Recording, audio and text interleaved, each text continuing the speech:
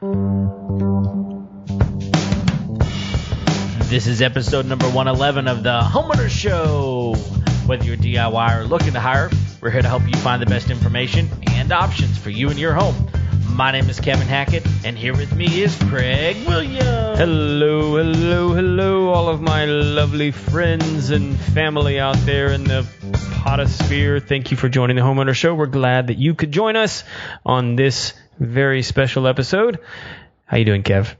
Man, I am good. It's Monday. We're recording for a Tuesday episode. Not tomorrow. But I'll tell you what's wonderful. Yes?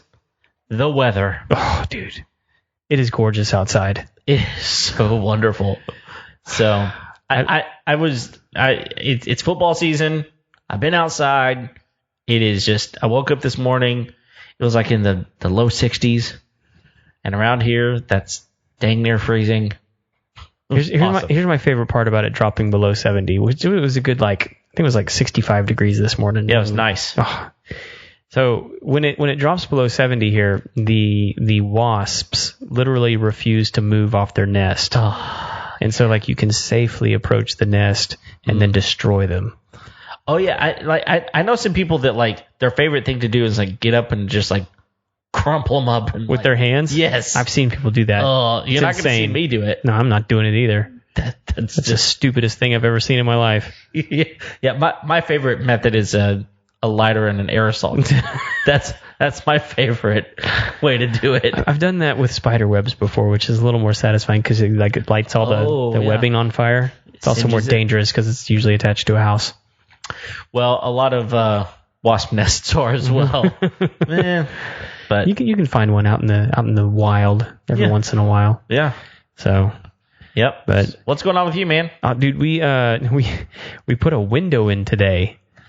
A window? At your house? Well, I helped my father-in-law do it, and it was a second-story window. Okay. And he had cut a hole in the side of this building, so we're having to attach it from the outside.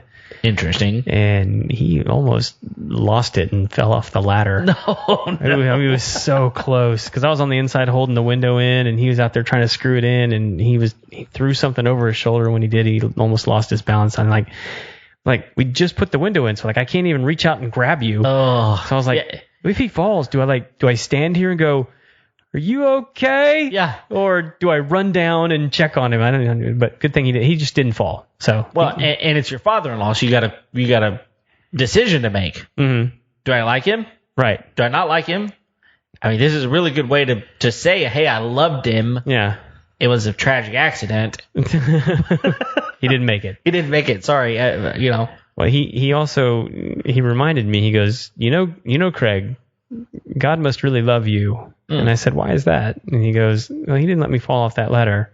He goes, because if I fell off that ladder, you'd be left with your mother-in-law all by yourself. I did not respond.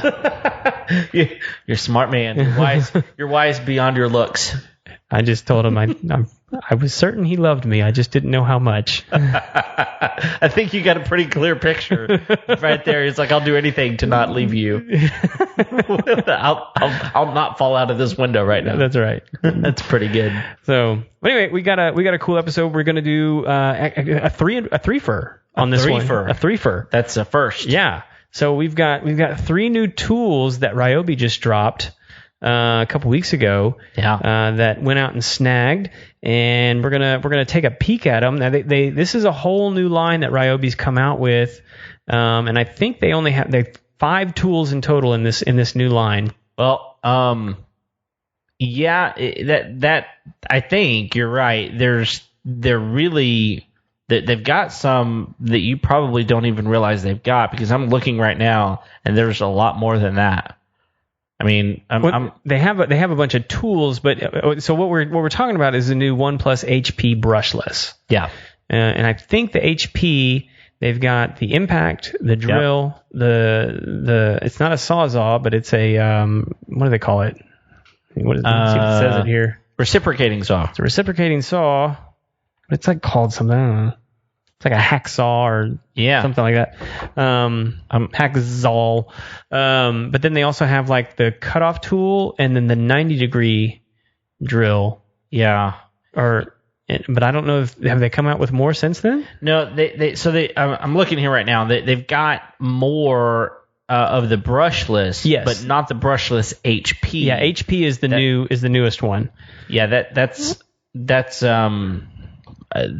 I assume that stands for high power. I assume. Okay. Yeah. And so, I mean, they've got a lot of brushless tools here, but the HP specifically is the newest. And yeah, you're right. They've got that right angle option, the compact. So basically, impact, three drills, a cutoff tool, and the hacksaw. Yeah, they call it a handed reciprocating saw. Yeah. So what's interesting about it is that it's weighted really well so that one hand is all you really need. You can use two with it, but yeah, because if you get it on the video here, with the microphone.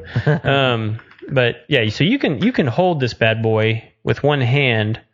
And go after something, but you could put your hand right there on top of it and use it to kind of but you don't need to. Right. And we'll get into this a little bit more. I mean, it has all the same functions of the Sawzall. I mean, it takes the same blades. One of the big differences is all of the HP tools have a specific angled LED light. Oh yeah, I was actually looking at that a couple of weeks ago, and first of all, it's really bright. Yes.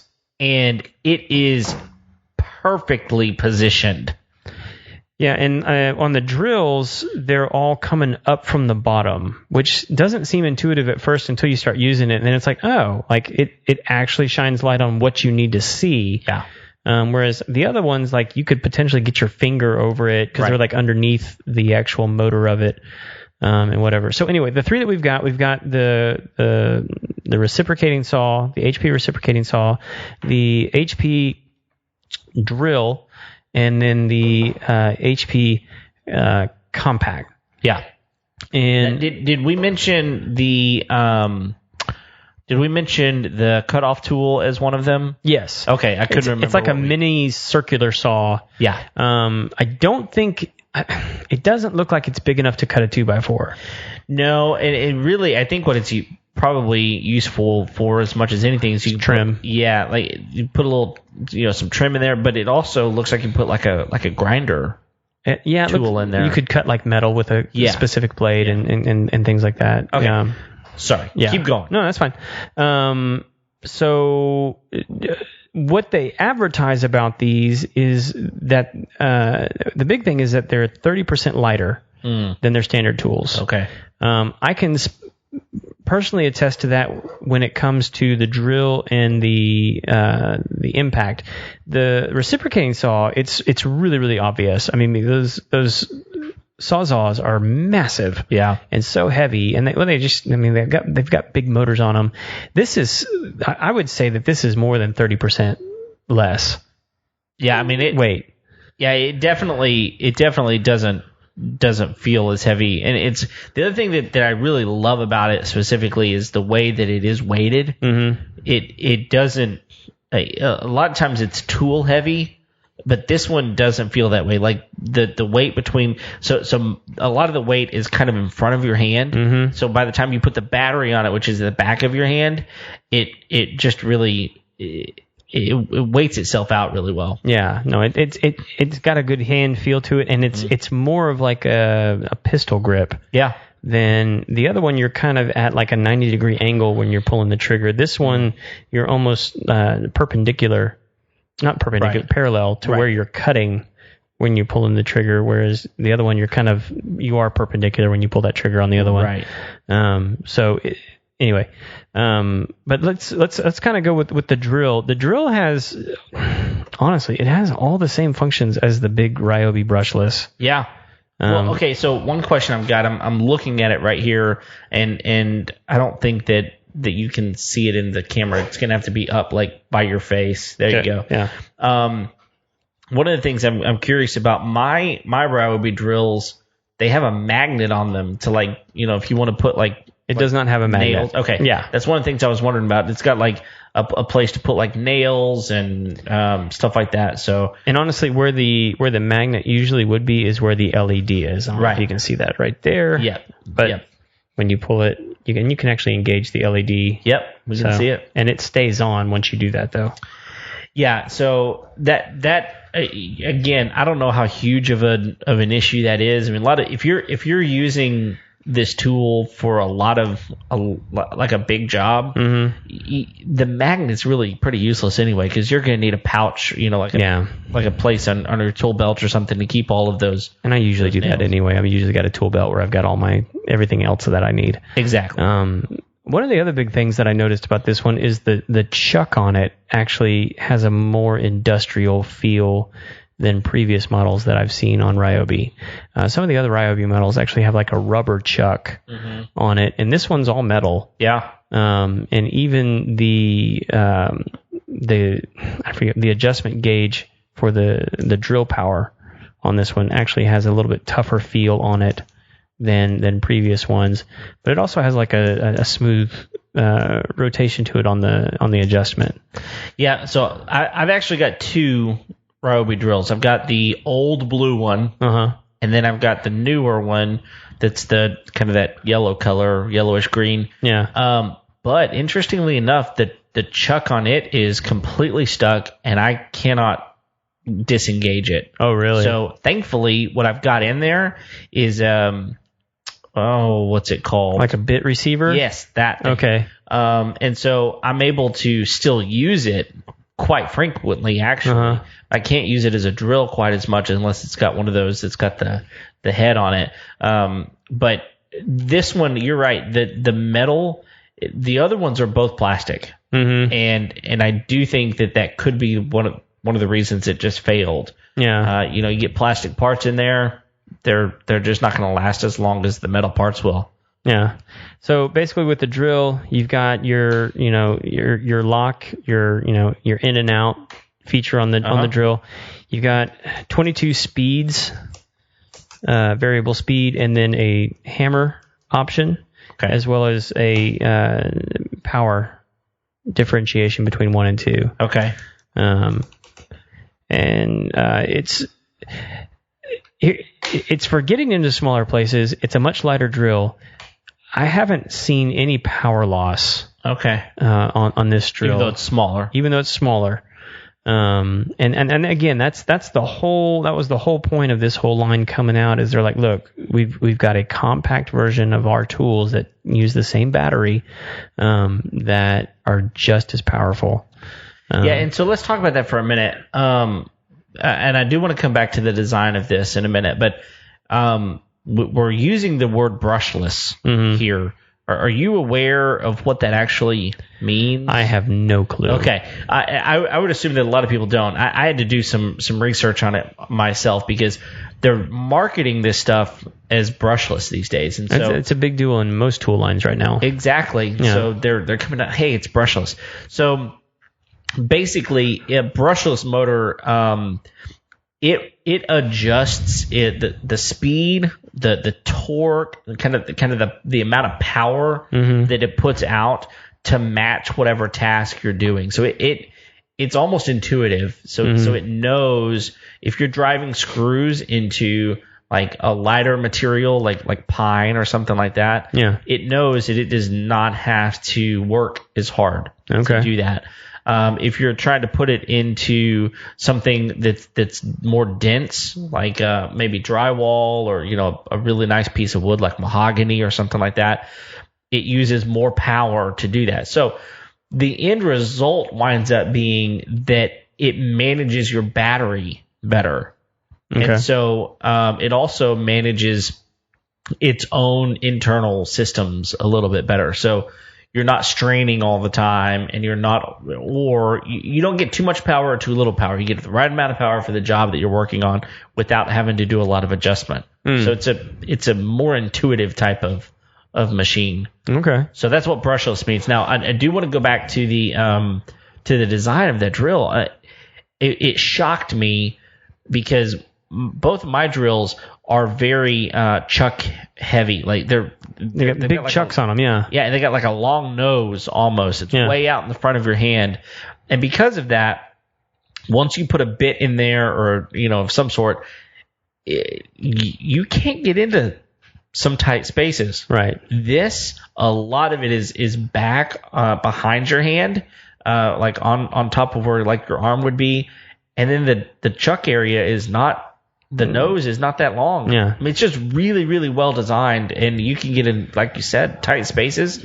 You're going to be able to find tight spaces a whole lot easier with that. I will say, if you're used to being able to stick the chuck into things, you're not going to be able to do that as well. Okay. Because, I mean, like, you're going to be stopped basically because the chuck and the battery are almost end at exactly the same spot. Okay. I can see that being an issue. And so that would probably be like my only critique is that you can't, there are some spaces that you can't get into. That being said, it's a lot easier to maneuver in tight spaces. Yeah, but I would think, I mean, that's without a bit in. Correct. Yeah. Once you put a bit in there, and you can get like longer bit receivers. Sure. That to get into those kinds of spaces. Yeah. So I mean, I think there's ways around it, and I can see that as a con. Honestly, for me, not a big one. Not a big one. No, for me either. And like that's an easy transition then to move on to the impact, which is this one. Yeah. Which, if you look at it, you call it the chuck, I guess, but like the part that actually receives the bit, it's actually behind where the battery is. Yeah. It's like you're not sticking that in anywhere. No. It's just for driving screws. Yep. I mean, it can drill too. I mean, like, it's actually really good at drilling. Yeah. So some drills are a hammer drill, and an impact is going to be more like a hammer drill. Correct. Yeah. Than a lot of drills are kind of a 2-in-1 as far as that goes. Yeah. And if you've never used an impact, I mean, like, one, if you're going to be screwing anything, I highly recommend it. Yeah. Just don't overdo it because. Why? It just goes in so much easier. It's faster. Yeah, because it does have the kind of that hammering effect. Yeah, it kind of pulses, right? For sure. And also, like, if you're using like a hole saw, it's really good with hole saws as well for the same reason. Yep. It's just going to give you a smoother cut a lot quicker. Going through some denser pieces of wood. Well, I think like what you're saying there, the denser pieces of wood. There's more resistance, and again, with the pulsing action of the impact, it has more opportunity to kind of back off and hit it again. Yeah. So. Yeah, and so again with this one, you've got the LED that's on there as well. One of the other things that we haven't talked about yet is they actually did do some updates to the batteries. Okay. And I don't know if this was. All of the Ryobi stuff I've interacted with before is a little bit dated, but anyway, it actually has a power indicator LED on the front of the new batteries, and so you can actually see how charged the batteries are, and it actually uses that LED indicator when it's on the charger. So the charger no longer has to tell you whether or not the battery's charged. The LED indicator on the front of the battery will let you know. That's awesome. And it's just got a little button right there on the front. I don't know if you can see that. Yep. That'll let you know. Cool. And it kind of gives that's really helpful because it kind of lets you know when am I getting close to needing to change that battery out, right? Or not. And the great thing about lithium is they're what do they call them? They run until they're completely dead. Right. Yeah. So it's almost like a run flat tire, right? Like it'll still keep going even though it's flat. So, and this is just a real simple tool, and forward, backward, lock in place. Yep. And then that just releases and locks the bit into place. Right. So other than that, it's a real simple tool, but it's super, super handy to have around if you don't have one. Yeah. So these two right here actually come in a set, and I think they're running for like $129 right now. Yeah. At least that was the price I saw at Home Depot last time. And it's not a bad deal because you get both these tools and 2 batteries and the charger and a little carrying bag.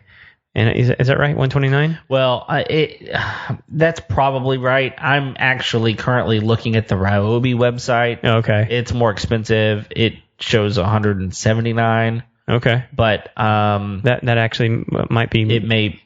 That may be accurate. Yeah, I mean, the actual button you click on to buy it takes you to Home Depot's website. So it is on Home Depot's website currently $179. $179. But again, you're getting 2 tools, 2 batteries, right, and a carrying bag, and those batteries are probably each worth a minimum of $50, but just by themselves. I think these new ones are selling for $59. Yeah. But again, I had the last number wrong. Well, so there's a good chance I got that one wrong. But either way, I mean, the batteries, again, we talked about this on episode 99, I think it was. Mm-hmm. The batteries are the most expensive part of the tool. Yes. You know, that's where all of the brains really are.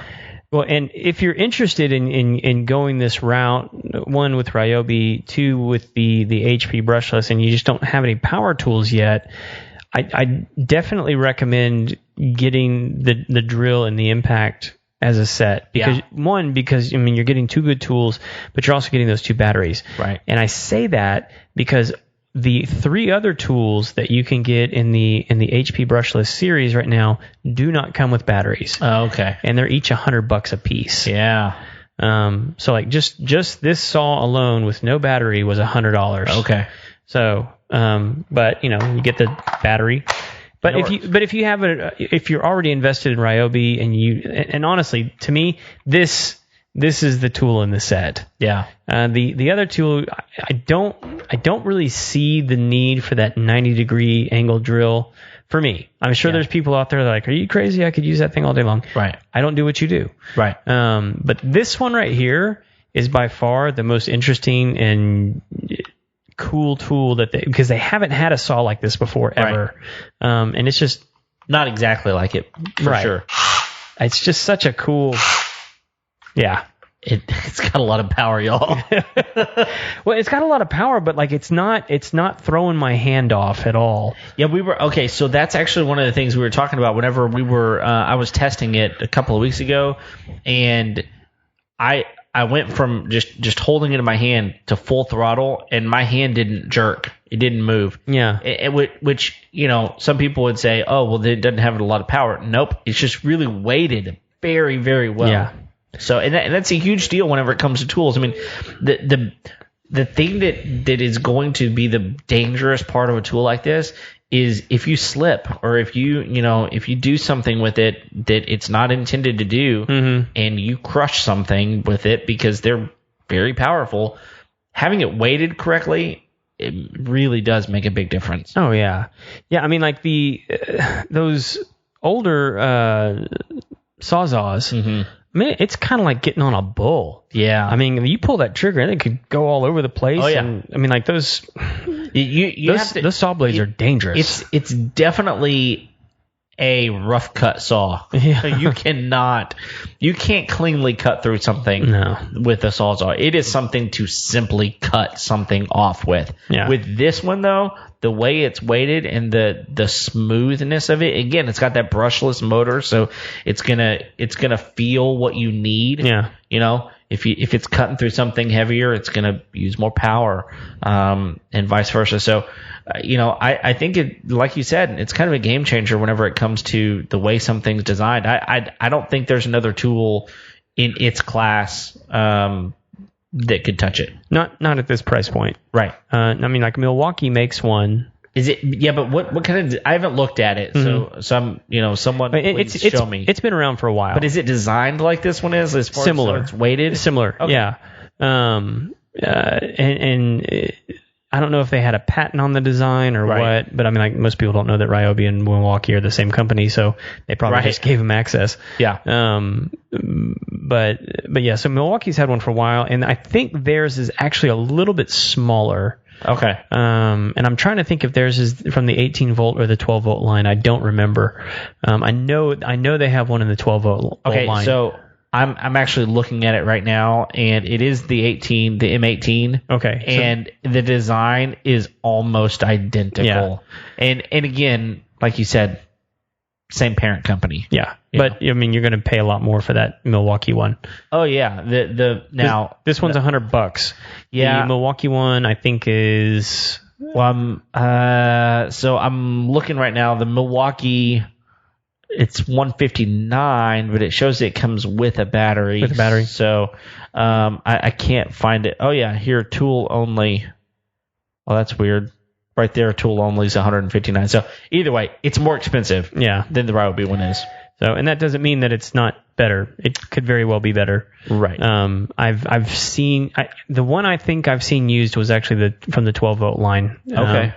And it worked great. What I've seen it used for that was a surprising use was for cutting PVC, like big pieces of PVC. Okay, yeah, I can see that. It was great for that. Yeah. Especially if you're like kind of like a one-man operation, you need to cut. Yeah. Because you can get those PVC cutters, but like they're made for like smaller pieces. Right. Once you start getting like inch and a half PVC, you need something a little more substantial. This really does the trick. Sure. As well as you can use it to cut metal, you can use it to cut wood, all kinds of stuff. You just gotta have the right blade. Yeah. Well, and whenever it comes to a reciprocating saw, again, you're not trying to get the finest cut. You're trying to cut something off, right? And a lot of times you're trying to do it in a position that's like, I need to get over that rafter and to that thing, yeah. Right? And so being able to do that with one hand safely, I just think it's one hand is a game changer. It's a big game changer. Yeah. So I'm super stoked about giving it more field test. I mean, I've used it to cut several things already, and I love it. Yeah, the other day we had a pretty good sized limb fall with a storm that came through. I mean, it was probably, I don't know, like 3-4 inches in diameter, so it's a decent size. And man, like I think my chainsaw is just biting the dust. I mean, it's an electric. Uh-huh. It's just not that great. And when I say electric, not battery powered. It's cord powered. Right. It's a decent one it was like the most expensive one with a cord that I could buy at the time. But as I was cutting it, I was like, man, I wish I had a reciprocating saw right now. Like it would be perfect for cutting through something like that. And this thing would have just like completely chewed up the limb that I needed to chew up. So yeah, I wish I had it. I should have come over. So anyway, man, I mean, there's not much else to say about it other than like I'm excited about the direction Ryobi's going with this. I hope they come out with some more. Yeah. Well, most likely they will. I mean, again, whenever it comes to technology, whenever you've got a technology that says, something like the brushless, what it's doing, I mean, I think the price is just going to come down eventually. Yeah. Just keep coming down. And I mean, because you can pick up their regular reciprocating saw, just the normal Ryobi one reciprocating saw for it's like $49. Yeah.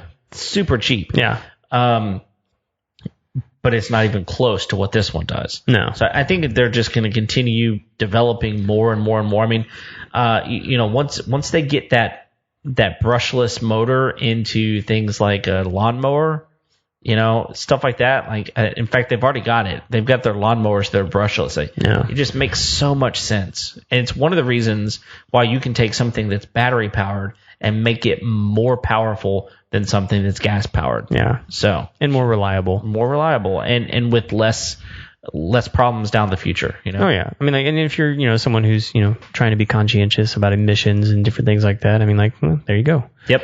I can't tell you the number of times I continue to see more and more homes using electric lawn equipment. And I remember, that's 5 years ago. It was a joke. Oh, dude. Do you remember seeing people like drag a cord? Yes. And then you have that one neighbor that had, check out my newest one. It's got a battery. Yeah. What's its runtime? Man, I can get 22 minutes out of this thing. 22 minutes? Like, yeah. What, you like go around the perimeter and then like do the rest of it the next day? I mean, well, it would have been 22 minutes, but the dandelions were thick. I should have done it a day earlier. Yeah. But now, I mean, like they're neck and neck. Yep. So I agree. And now they're more expensive, but I'm not putting gas in that thing. Well, yeah. I'm not putting, I mean, it's sort of like when you start doing the math on an electric car. I mean, like, yeah, they're more expensive up front, but over time you're spending a lot less money. Right. Yeah. And like you said, you're also, it's much better for the environment. It's not even close. Yeah. So, I mean, I'm a huge fan of these. I'm excited you got them. I'm looking forward to trying them out myself. Yeah, I mean, like the story I was telling you earlier about putting the window in. I mean, that's what we used this afternoon to put the window in. We were like, hey, let's. Well, and like that was the other thing I was going to say is if you go get, which is probably the most impressive part to me, when it says compact, I just assume it's just as heavy. Oh. And so like we actually had the old Ryobi Impact up there with us. Yeah. And I went and picked it up and I held it. You know, we had batteries in both of them, same size batteries, and I was like, good Lord, this thing is so light. Yeah. And like does the same job. Yeah. You know, maybe a little bit better. Just one, because it's easier to maneuver. It's easier to hold in my hand. I mean, I was literally hanging it out the side of a building, just screwing a window in. And you got fatigue that goes along with that sometimes. And, you know, whenever you're doing that time after time after time, the fatigue really, you know, plays a factor. Yeah, for sure. And I'll tell you the other thing is, like, my wife has told me before, she's like, I can't really work those tools. They're too heavy. Yeah. You know, this is a step in the right direction. For sure. For her. You know? Yeah. And, you know, it's... One, you don't have to have as big a tool case to carry them around in. Right. If you do put them all in a bag, it's not going to be as heavy. Right. The batteries are the same way, but the batteries are the batteries. Right. So you're not going to be able to get around that. Sure. So all in all, man, like this, 2 thumbs up from me. I mean, like if you need, you know, if you have a good set and you're happy with them, great. But like if you're looking to invest in like some new ones, you want to check something out, these are going to be a good option for you. One, they're going to be friendly to your budget, but they're also going to perform well. Yeah. Now longevity, I don't know. Just got them. Yeah, we'll see. And this is a new product, a new line. You know, and you do take a risk by, you know, stepping out on the razor's edge with a new product. But, you know, companies like this have been around long enough. They're going to test their products and make sure that they're going to, you know, go the distance. Sure. And if they don't, you know, well, that happens from time to time. Yeah, I really don't see that being the case with these right now. I mean... Well, and I get the sense from a lot of guys that don't like a specific tool line, like they probably had one that went down. Sure. And I've just never been in the mindset of like, well, that one broke, so that means all the rest of them are crap. Yeah. That's just never been true. Right. You know, and so like I'm always willing to give them another go. Well, and with the number of things that Ryobi has, I mean, something's gonna go down. Yeah. I mean, what did you send me the other day that you were like, they even have that? One of them I sent you was a Bluetooth pool light show. I was like, what? It's like, that's not even a tool. Right. I mean, like, I guess technically it falls in there because, like, there's a job site radio. I guess if your job site's in the pool and you really need, like, an LED colored light show underneath the water. Yeah, because it's waterproof on top of that. This was... Yeah. Yeah. But it uses the ONE+ battery. Right. It was what? Yeah. Yeah, and so, like, it was like, they make that? Yeah. I've sent you some crazy stuff. I can't remember all of them, though. Like, anytime I find one, I always send it to Kevin. Yeah, did I tell you that I bought the air compressor? Oh, did you? After we were talking about it. I need to borrow that, by the way. The air pump tool. Is there for pumping up tires, or is there... It'll do whatever. I need to borrow that. Like, I just, you know, I bought that excursion, and the tires were low. Yeah. They were like, I don't know. I think they were like 35 pounds of pressure, and they needed to be like 50. And so I started pumping it up, and it pumped them up. Now, it once it got to like 42, 43, but that now it's got a digital readout on it. So it'll tell you exactly how many pounds of pressure you have in it. It started to be like, look, dude, you got almost 45 pounds of pressure. That's probably enough. but it's got a built-in a place to put like a ball needle. Oh, okay. And then one of those. It doesn't come with one? No, it does. Oh, it does come with one. It comes with that, and it comes with one of the nozzles for, like, if you're airing up, I don't know, like a pool float or something like that. Okay. Yeah. It's got that nozzle, and both of them snap in, and so they're secured in there. That's so cool. It's just like, how much was that thing? Like $25. Who doesn't need that? I need everybody. that like right now. You're going to spend, let's say you need a bike pump. You're probably going to spend at least $10 on that. Man, any dad out there that has ever blown up some goofy pool toy. Exactly. Like, I've done that before, and like I feel like I've been punched in the mouth by Rocky Balboa. Well, and my cheeks. You're right. Yeah. Well, and you probably look like it too. And Well, it'd be an improvement. But like I even think of like air mattresses. Mm-hmm. Like I mean, you got to be next to a plug to air those things up because if you buy one of those portable plugs that anyway, it would do the job. They have another one for those kinds of things too. They do. It's a different kind of inflator. Yeah, it's actually it's like an air gun or something. I think it's actually less expensive than that. I think it's like $20 instead of $25. I gotta go get one of those. Yeah, it's awesome. I'm not gonna lie, it's awesome. I've got a trailer out in the pasture that the tires are down. It's like I don't want to drag the air compressor out there. Hey, I'll let you borrow it. All right. I mean, I just need to get off my lazy butt and go get one myself. But $25, man. But you have one. you wasted $25 today, probably. Sure. It's totally possible. Yeah. I'll let you know how that investment turns out. Yeah. Well, dude, what did we not talk about that we need to? Anything? I think we brought up like one downside to these tools.